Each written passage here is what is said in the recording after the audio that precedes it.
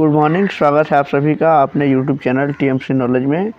आज हम लोग देखेंगे बीपीएससी प्रधानाध्यापक परीक्षा जो 2022 में हुई थी, 31 मई 2022 में। तो आज उसका पेपर आपके सामने है। बहुत दिनों से आप लोग भी मांग कर रहे थे और चूँकि इससे पहले अभी बीपीएससी 1 to 5 वाला ही पेपर था प्रीवियस का, तो मैं करा रहा था। लेकिन अब क्योंकि आखिरी पेपर बच गया है प्रीवियस ईयर का, तो प्रधानाध्यापक यानी कि जो हेडमास्टर की परीक्षा हुई थी 31 मई और 2022 को, तो उसका ये पेपर है। लेकिन इस वीडियो को शुरू करने से पहले कुछ बातें मैं आपको बता देना चाहता हूँ कि अभी जो 1 to 5 की जो परीक्षाएं होने वाली हैं बीपीएससी वाली, तो उसमें क्या है कि उसका सिलेबस कुछ दूसरा बनाया गया है। उसमें चाइल्ड साइकोलॉजी नहीं है, यानी कि जो पेडागोजी पढ़ना है वो नहीं है। तो आपका सिलेबस जो है कि लैंग्वेज है, रीजनिंग, मैथ और फिर जीके जीएस है। इसमें क्या है कि चाइल्ड साइकोलॉजी से भी सवाल पूछे गए हैं, तो आप उसे देख करके बिल्कुल ही हतोत्साहित ना हो, यानी कि आप निराश ना होंगे। एक समीक्षा के दृष्टिकोण से और एक जानने के दृष्टिकोण से आप इस प्रश्न को देखेंगे कि इसमें कैसे प्रश्न पूछे गए हैं। हालांकि इसमें साइंस, रीजनिंग, मैथ और जीके जीएस के भी प्रश्न हैं, क्योंकि इसमें कुल प्रश्नों की संख्या 150 थी। लेकिन हम जो वीडियो आपको देंगे उसमें 75 के, यानी कि वीडियो 2 पार्ट में होगा, ताकि बहुत ज़्यादा लंबा भी ना हो और आपको बहुत ज़्यादा बोझिल भी ना लगे। तो अब ये पहले 75 प्रश्न आपको आज हम देंगे, और अगला जो 75 जो प्रश्न होंगे इसके बाकी के, तो वो नेक्स्ट वीडियो में जाएगा, अब कल तक जाएगा। तो इसको आप देखें सिर्फ। अब इसमें क्या है कि बीच बीच में 75 में आपको जीके जीएस और साइंस के प्रश्न भी बीच में एक आध हैं। ऐसे ज़्यादा इसमें चाइल्ड साइकोलॉजी से और क्या बोलते हैं उसमें मैथ से सवाल हैं और रीजनिंग से सवाल हैं, तो आप उसको देखें। और अगला जो 75, इसमें जो 75 से जो प्रश्न हैं, तो वो जीके जीएस और उसमें साइंस के भी सवाल हैं, तो वो अच्छा होगा। ऐसे इसमें भी बीच बीच में से कुछ प्रश्न हैं, तो आप इसको देखिएगा। देखिए, इसमें पहला जो प्रश्न है, और थोड़ी बहुत जो आवाज़ का आप लोग जो इशू लगाते हैं, तो अभी थोड़ी सी गले में टॉन्सिल का प्रॉब्लम है, जिस वजह से आवाज़ उतनी स्पष्ट ना आएगी। आप कोशिश कीजिएगा उसको समझने के लिए।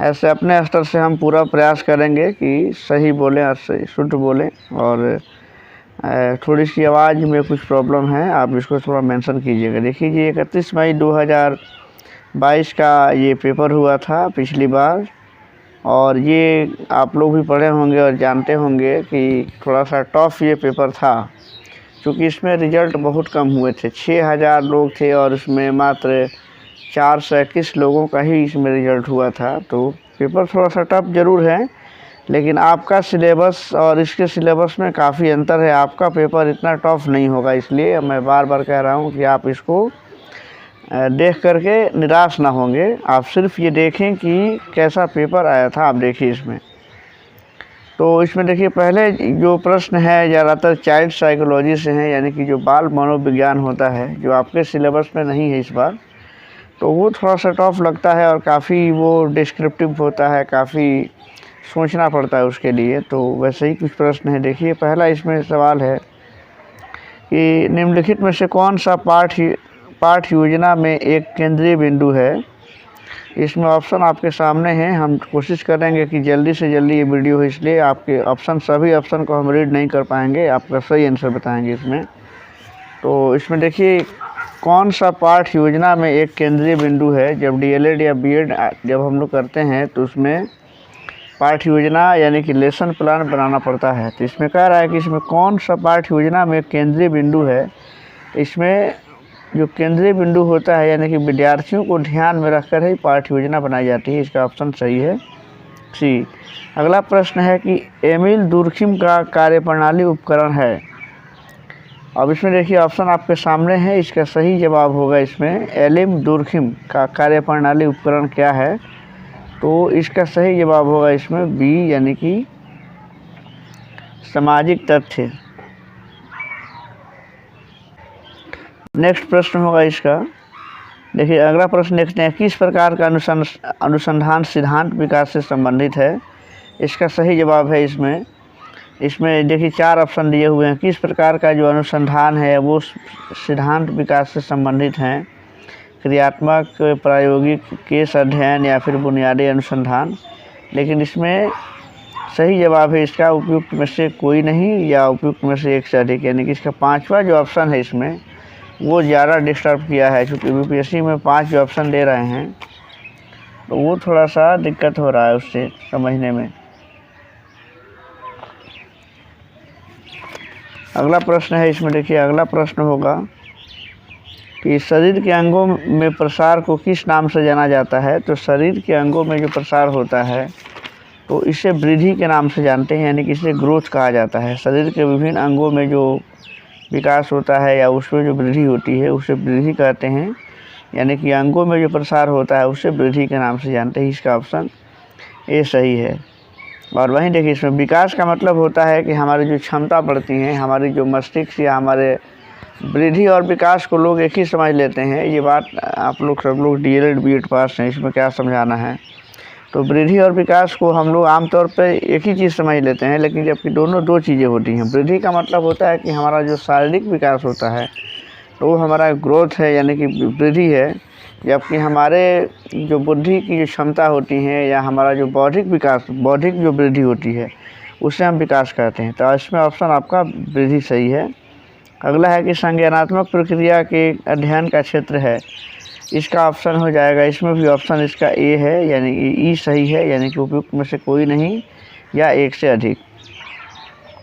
जीन पियाजे के अनुसार संज्ञानात्मक विकास की प्रमुख अवस्थाओं की संख्या कितनी है।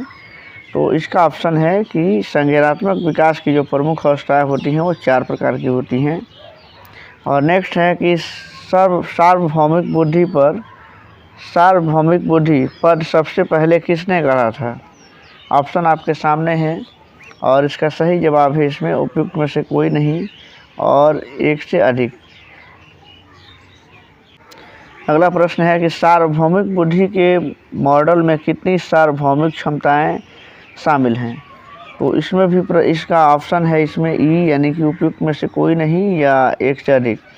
ऐसे स्पष्ट नहीं हो पाएगा कि उपयुक्त में से कोई नहीं है या एक से अधिक हैं। तो इसके लिए हम क्या करेंगे कि इसका जो आंसर शीट है उसका जो व्याख्यात्मक इसका आंसर दिया गया है तो उसका पीडीएफ बना करके हम अपने टेलीग्राम चैनल पर डाल देंगे। आप वहां से इसको एक बार उसको पढ़ लीजिएगा, आपको समझ में आ जाएगा। अगला प्रश्न देखते हैं इसमें। अगला प्रश्न है कि विद्यार्थियों की सीखने की कठिनाइयों की पहचान करने के लिए किस प्रकार के आकलन का उपयोग किया जाता है। इसमें सही इसका ऑप्शन है नैदानिक आकलन किया जाता है कि विद्यार्थी को सीखने में कौन सी कठिनाइयाँ आ रही हैं और उस आधार पर उसका आकलन किया जाता है। अगला प्रश्न है कि किस प्रकार का बुद्धिमान व्यक्ति चित्रों, आकृतियों और आकारों का सटीक वर्णन कर सकता है। ऑप्शन इसका सही है तार्किक जो व्यक्ति होगा, यानी कि इसमें ऑप्शन सही है तार्किक। और नेक्स्ट प्रश्न है कि बच्चों के किस आयु वर्ग के लिए शिक्षा का अधिकार अधिनियम मौलिक अधिकार हैं। ये प्रश्न हमारे जीके जीएस से भी संबंधित हो सकते हैं, यानी कि शिक्षा का अधिकार जो है, यानी कि 6 से 14 साल के बच्चों को निःशुल्क और अनिवार्य शिक्षा की जो मौलिक अधिकार दिया गया है। तो ये जो हमारा आरटी है, यानी कि राइट टू एजुकेशन है, वो कहता है कि 6 साल से लेकर के 14 साल तक के बच्चों के लिए शिक्षा जो है कि एक मौलिक अधिकार है। और ऑप्शन अगला सवाल है कि निम्नलिखित में से कौन सा बचपन के दौरान बौद्धिक विकास की विशेषता है। तो हमारा इसमें ऑप्शन है देखिए, और इसमें सही जवाब है इसका ऑप्शन इसमें ई सही है। कौन सा बचपन के दौरान बौद्धिक विकास की विशेषता है। तो इसमें स्वायत्तता की भावना विकसित होने लगती है, दूसरों के साथ सहयोग करना सीखना है, और मूर्त सामग्री के संबंध में तर्क विकसित होता है, और अपने कार्यों की सामाजिक स्वीकृति चाहता है चाहती हैं। तो उपयुक्त में से इसमें एक से अधिक इसमें सही है, यानी कि इसका ऑप्शन इसमें ई हो जाएगा। 13वां प्रश्न है कि कोहलबर्ग के अनुसार निम्नलिखित में से कौन सा नैतिक विकास का चरण नहीं है। तो इसमें भी इसका ऑप्शन है नैतिक विकास का चरण कौन नहीं है। तो इसमें ऑप्शन इसका बी सही है, यानी कि फॉलिक चरण इसका सही जवाब होगा। और अगला प्रश्न है जो कि वृद्धि और विकास के बारे में निम्नलिखित में से कौन सा कथन सही नहीं है। तो इसमें देखिए, इसका ऑप्शन इसमें ई सही दिया हुआ है कि उपयुक्त में से कोई नहीं या एक से अधिक। तो कह रहा है कि इसमें देखिए, इसमें है कि वृद्धि केवल मानव शरीर के रचनात्मक तथा संख्यात्मक परिवर्तन को प्रदर्शित करता है। यह मात्रात्मक होता है और पर्यावरण एवं आनुवंशिक कारकों से प्रभावित होता है। यह केवल परिपक्व अवस्था तक ही सीमित होता है। और विकास जो होता है वो जीवन भर चलने वाली एक प्रक्रिया है और गुणात्मक होता है और यह विस्तृत एवं व्यापक होता है। तो ये क्या है कि इसमें देखिए, इसमें दिया है कि इसमें भी एक से अधिक इसमें ऑप्शन सही है। और इसमें जो वृद्धि आमतौर पर मात्रात्मक परिवर्तनों को संदर्भित करता है, जबकि विकास गुणात्मक परिवर्तन को संदर्भित करता है। तो इस तरीके से इसमें ऑप्शन दिया हुआ है कि इसका ऑप्शन ई सही है, यानी कि एक से अधिक या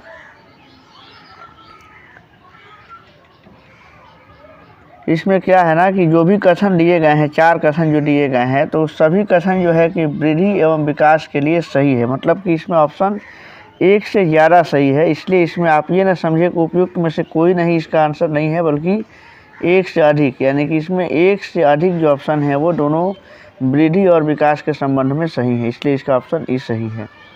और नेक्स्ट प्रश्न है कि पियाजे के अनुसार, यानी कि जो जीन पियाजे हैं जो मनोवैज्ञानिक हैं, तो जीन पियाजे के अनुसार संरक्षण की संक्रिया संज्ञानात्मक विकास के निम्नलिखित में से किस चरण में उभरता है।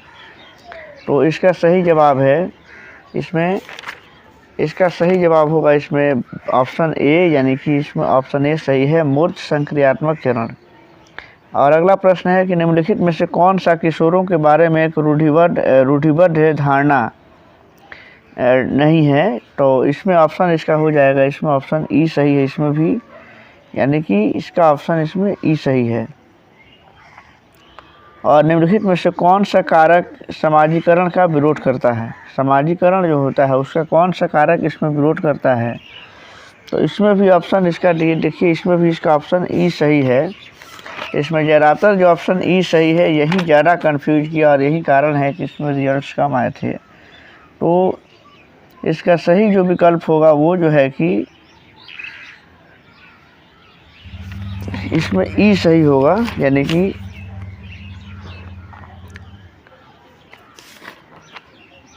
देखिए इसमें जो ऑप्शन ई दिया हुआ है, तो इसमें समझ लीजिए कि जो इसमें ऑप्शन दिया हुआ है कि असुरक्षा, नकल, पहचान और सहयोग, ये सभी समाजीकरण में सहयोग करते हैं, इसका विरोध कोई नहीं करता है। इसलिए इसमें ऑप्शन ई सही है कि उपयुक्त में से कोई नहीं। इसका सही अगर आंसर देखा जाए तो उपयुक्त में से कोई नहीं है, इसलिए क्योंकि ये सभी जो है कि समाजीकरण में सहयोगी हैं, इसका विरोध नहीं करते हैं। अगला प्रश्न है कि निम्नलिखित में से कौन सी अवस्था बच्चों का अपने समकक्ष समूहों में शामिल होना दर्शाती हैं।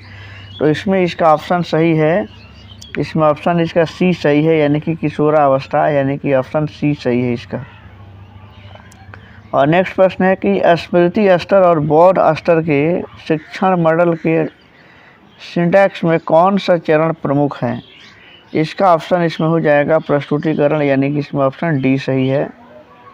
और इसका अगला प्रश्न है कि एक डिस्लेक्सिक जो शिक्षार्थी होता है निम्नलिखित में से किससे पीड़ित होता है। तो ये जो पीड़ित होता है एक प्रकार का मेंटल डिजॉर्डर है ये, और ये भाषा प्रसंस्करण में कठिनाई, यानी कि विद्यार्थी जो होता है वो भाषा को समझ नहीं पाता है और उसको भाषा को समझने में, लिखने में कठिनाई होती है। इसका ऑप्शन इसमें ये सही है। और अगर इसका आखिरी प्रश्न है आज, मतलब इस पेज का जो ऑप्शन दिया है, इसमें 21वां जो प्रश्न है कि निम्नलिखित में से कौन सा रेटिंग पैमाने की सीमा है। तो इसमें देखिए ऑप्शन इसमें है रेटिंग पैमाने कम समय लेने वाले होते हैं। और इसमें अगला जो ऑप्शन दिया है कि मानवीय निर्णयों पर आधारित रेटिंग व्यक्तिगत पूर्वाग्रहों के कई स्रोतों के अधीन होते हैं। और इसका अगला ऑप्शन इसमें दूसरे पेज में है। इसका अगला जो ऑप्शन है इसमें देखिए सी, डी और ई इसमें नीचे दिया हुआ है। और इसका सही जवाब है इसमें कि इसमें इसका ऑप्शन डी सही हो जाएगा कि रेटिंग पैमानों का उपयोग बड़ी संख्या में उद्दीपनों के साथ किया जा सकता है। अगला प्रश्न है कि निम्नलिखित में से कौन सा प्रावधान धीमे शिक्षार्थियों को शिक्षित करने के लिए सबसे उपयुक्त है। तो इसका सही जवाब है इसमें इसका ऑप्शन डी सही है, उपचारात्मक शिक्षण। 23वां प्रश्न है कि शिक्षा का अधिकार अधिनियम 2009 शिक्षक के लिए प्रति सप्ताह काम के कितने न्यूनतम घंटों को निर्दिष्ट करता है कि शिक्षक के लिए प्रति सप्ताह कम से कम कितने न्यूनतम घंटों को इसमें बताया गया है। तो इसमें सही ऑप्शन इसका है कि 45 घंटे। अगला प्रश्न है कि पत्राचार के माध्यम से सीखना एक प्रकार की आजीवन शिक्षा है या औपचारिक शिक्षा है। इसका सही जवाब है कि इसमें गैर औपचारिक शिक्षा है। इसमें ऑप्शन इसका डी सही हो जाएगा, यानी कि नॉन फॉर्मल एजुकेशन है। और अगला प्रश्न है कि गुप्त पाठ्यक्रम यानी कि हिडन जो करिकुलम होता है उसका जनक किसे माना जाता है। इसमें इसका सही जवाब हो जाएगा फिलिप डब्ल्यू जैक्सन। और अगला प्रश्न है कि भारत में 10+2+3 शिक्षा के पैटर्न की सिफारिश निम्नलिखित में से किसके द्वारा की गई थी। तो ये जो सिफारिश की गई थी ये कोठारी आयोग के माध्यम से की गई थी। कोठारी आयोग बहुत इम्पोर्टेंट रोल रहा है इसका एजुकेशन सिस्टम को सुधारने में। दर्शन शास्त्र में एक्सियोलॉजी निम्नलिखित में से किससे संबंधित नहीं है। इसका सही ऑप्शन है इसमें बी, यानी कि इसका सी ऑप्शन सही है, मूल्य को। और देखिए 28वां प्रश्न देख लीजिए कि नकारात्मक शिक्षा की अवधारणा दर्शन शास्त्र के निम्नलिखित में से किस स्कूल से संबंधित हैं। और यहाँ इसका ऑप्शन यहाँ पे दिया हुआ है, आप ऑप्शन देख सकते हैं। और इसका सही जवाब है इसमें सही जवाब है प्रकृतिवाद। नेक्स्ट प्रश्न है कि शिक्षण की परियोजना पद्धति दर्शन शास्त्र के निम्नलिखित में से किस स्कूल द्वारा प्रतिपादित की गई है। सही जवाब है इसका व्यवहारवाद।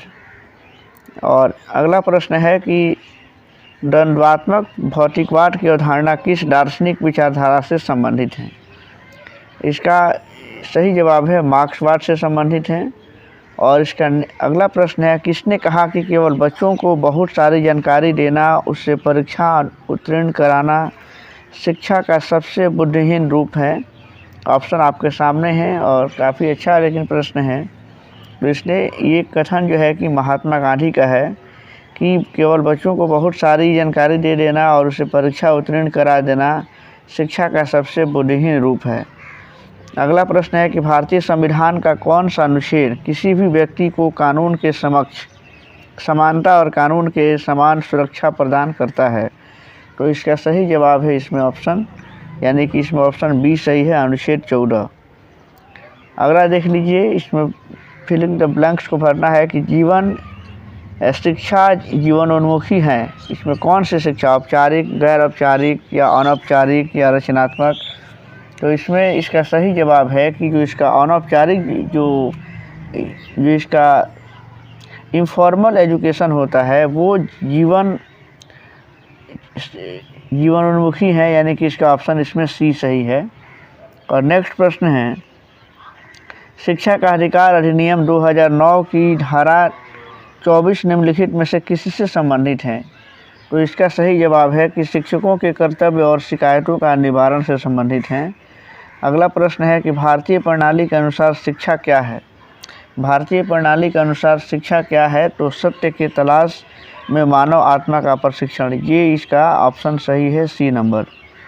और नेक्स्ट प्रश्न है, प्रश्न यहाँ देख लीजिए, निम्नलिखित में से किसने उद्दीपन प्रतिक्रिया संबंध को सीखने की मूल इकाई माना है। ऑप्शन यहाँ पर है, आप ऑप्शन को देखिए, यहाँ ऑप्शन आपके सामने हैं और इसका सही जवाब है, सही जवाब इसका हो जाएगा इसमें ऑप्शन डी, यानी कि व्यवहारवादी अधिगम का सिद्धांत। और इसका नेक्स्ट प्रश्न है कि इनमें से सीखने के लिए रचनावादी दृष्टिकोण से जुड़ा हुआ है। इसमें कौन सा जो है कि सीखने के लिए रचनावादी दृष्टिकोण से जुड़ा हुआ है। तो इसका ऑप्शन हो जाएगा कार्ल रोजर्स, ठीक है ना। और अगला प्रश्न है कि एक बच्चे की सामाजिक शिक्षा वास्तव में शुरू होती है जैसे ही वह जन्म लेता है या जैसे ही वह 3 साल की उम्र पार कर लेता है या प्राप्त कर लेता है, जैसे ही उसे नर्सरी के बाद स्कूल में भर्ती कराया जाता है, या जैसे ही वह बोलना सीखता है। तो इसमें भी इसमें ऑप्शन जो है कि सामाजिक शिक्षा वास्तव में जो शुरू होती है, तो इसमें एक से अधिक ऑप्शन इसमें भी सही मालूम पड़ते हैं, इसलिए इसका ऑप्शन इसमें हो जाएगा कि एक से अधिक, यानी कि इसका ऑप्शन डी सही है, ई। निम्नलिखित में से कौन सी सीखने की अवधारणा में सुधार के लिए एक रणनीति है? तो इसका ऑप्शन इसमें हो जाएगा ऑप्शन ई सही है, यानी कि एक से अधिक या एक इसमें से कोई नहीं। शिक्षा आयोग 1964 से 66 की रिपोर्ट का शीर्षक क्या है? जो शिक्षा आयोग बना था 1964 से लेकर 66 तक, उसकी रिपोर्ट का शीर्षक क्या था? तो इसमें आपको बताना है। तो इसका सही जवाब है शिक्षा और राष्ट्रीय विकास, इसका सही ऑप्शन है। और अगला प्रश्न है कि निम्नलिखित में से कौन सा शिक्षण के अंतःक्रियात्मक चरण के दौरान किया जाता है? इसका इसमें ऑप्शन दिया हुआ है कि ऑप्शन इसका ई सही है। और नेक्स्ट प्रश्न है कि एक शिक्षक वास्तव में तब तक नहीं पढ़ा सकता जब तक वह स्वयं सीख नहीं रहा है। विशेष रूप से व्यक्त किया गया एक दृष्टिकोण है। यह किसका कथन है? एक तरह से मान लीजिए।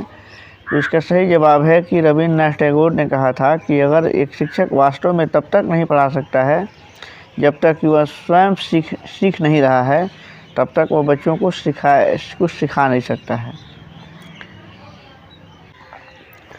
अगला प्रश्न देखिए, इसमें स्वामी विवेकानंद ने निम्नलिखित में से किस अवधारणा पर बल दिया है? तो इसमें इसका सही जो जवाब है, इसमें मानव निर्माण शिक्षा पर इसने बल दिया है। इसका ऑप्शन भी सही है।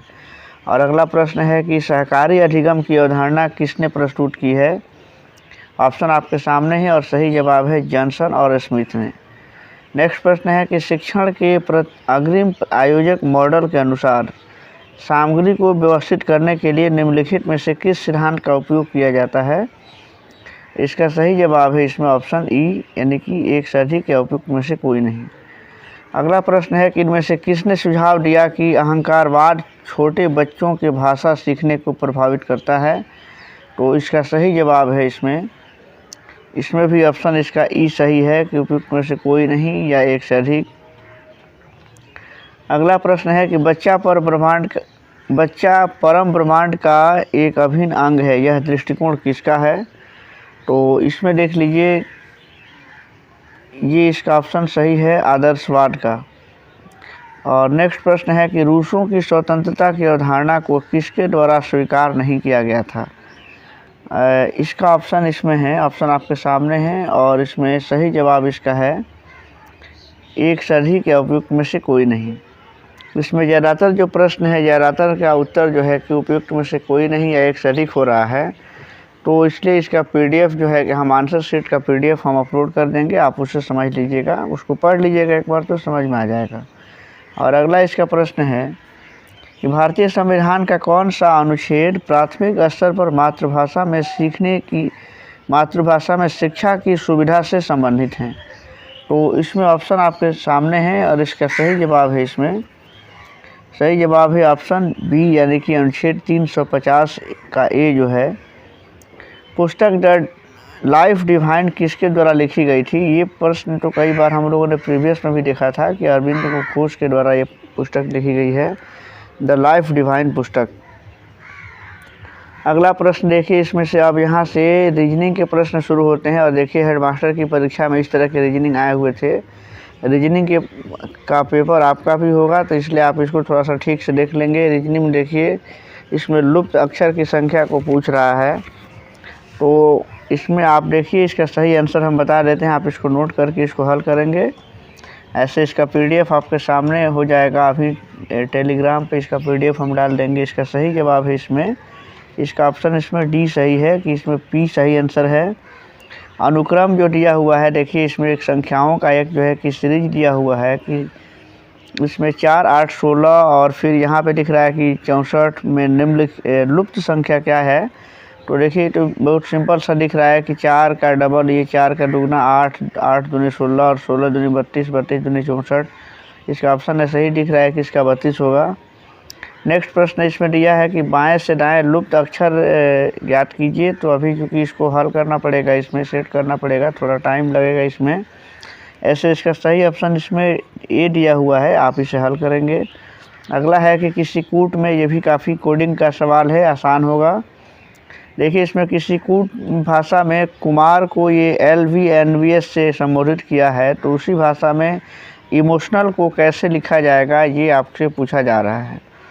तो आप इसमें देख लीजिए, इसमें सही जवाब इसमें कुछ ऐसे ही ध्यान देने पर मिल सकता है। के के बाद से एल आता है, और फिर यू के बाद वी आता है, एम के बाद से एन, ए के बाद से बी और आर के बाद से एस। यानी कि सिर्फ उसमें एक एक जो है कि अल्फ़ाबेट को बढ़ा देना है। तो ई के बाद से इसमें एफ़ होगा, एफ़ सब में है यानी कि ए और बी में है। इसका मतलब है कि सी और डी ऑप्शन इसमें से गायब हो गए, ए और बी में ध्यान देना है। तो देखिए ई के बाद एम, एफ़, एम के बाद एफ़, ओ के बाद से क्यू नहीं आएगा, यानी कि ये भी गलत हो गया। इसका मतलब है कि इसका ऑप्शन बी सही है। और नेक्स्ट प्रश्न है कि एक कक्षा में 31 छात्रों में अनिल और सुनील का क्रम ऊपर से क्रमशः 7वां और 11वां है, तो कक्षा में नीचे से उन दोनों का क्रमशः क्रम क्या होगा? इसका सही जवाब है इसमें ऑप्शन इसका देख लीजिए, इसमें ऑप्शन इसमें सी दिया हुआ है, आप इसे हल करेंगे। और अगला प्रश्न है कि अगर इसमें देखिए एक सवाल है, इसको नोट करके हल करने लायक है। इसमें दिया हुआ है कि अगर मल्टीप्लाई को डिवाइड माना जाए, माइनस का अर्थ इसमें अगर मल्टीप्लिकेशन हो और डिवीज़न का अर्थ इसमें प्लस हो, प्लस का अर्थ माइनस हो, तो इसको हल करना है। ऐसे प्रश्न काफ़ी परीक्षाओं में पूछे जाते हैं और ये काफ़ी आसान भी होते हैं। इसका इसमें ऑप्शन दिया हुआ है, इसमें 2 इसका ऑप्शन सही है, आप इसे हल करेंगे। नेक्स्ट है कि स्पोर्ट्स लोगों से संबंधित हैं उसी तरह जैसे नेशन संबंधित हैं। स्पोर्ट्स लोगों से संबंधित हैं उसी तरह जैसे नेशन संबंधित है किससे? तो इसका इसमें सही जवाब दिया है एंथम से, यानी कि इसमें इसका ऑप्शन डी को सही माना है। और इसमें एक सवाल है कि 3 और 4 के बीच किस समय घड़ी की दोनों सुइयां एक साथ होंगी? ऑप्शन इसमें देख लीजिए, इसमें ऑप्शन दिया हुआ है और इसका सही जवाब दिया है 3:16 और ये 3:16। ये इसका ऑप्शन दिया हुआ है कि 3:16, 4, 11 मिनट इसमें ऑप्शन दिया है, आप इसे हल करेंगे। ये क्लॉक से संबंधित हैं। निम्नलिखित में से कौन सा प्राकृत संख्या का वर्ग नहीं हो सकता है? तो देखिए इसमें प्राकृत संख्या का वर्ग कौन नहीं होगा, इसको भी ये हल करने लायक सवाल है और इसका ऑप्शन इसमें से सी दिया हुआ है। नेक्स्ट प्रश्न है, देख लीजिए यहाँ पे 2 इक्वेशन दिख रहे हैं और उसमें एक्स वाई का मान निकालना है।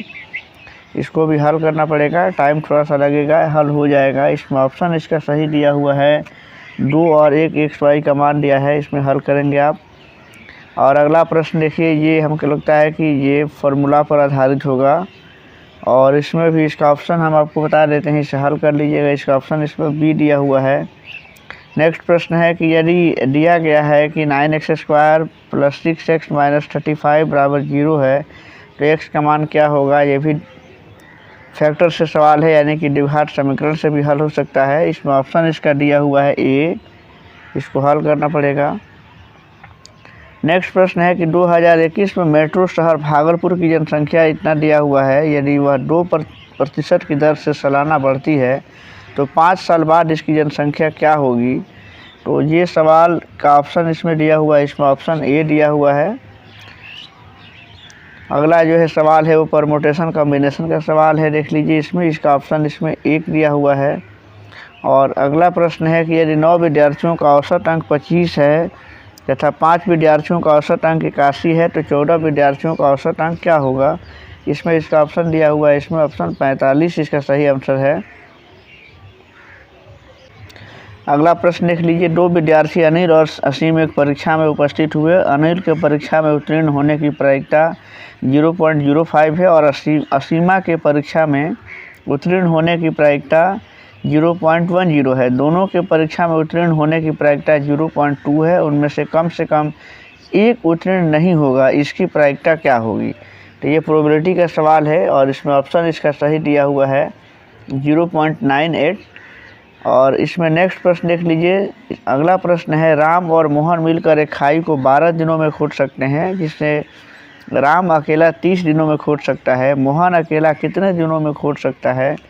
इसका ऑप्शन आपको बता देते हैं, इसमें ऑप्शन इसका 20 सही दिया हुआ है, इसको हल करना पड़ेगा।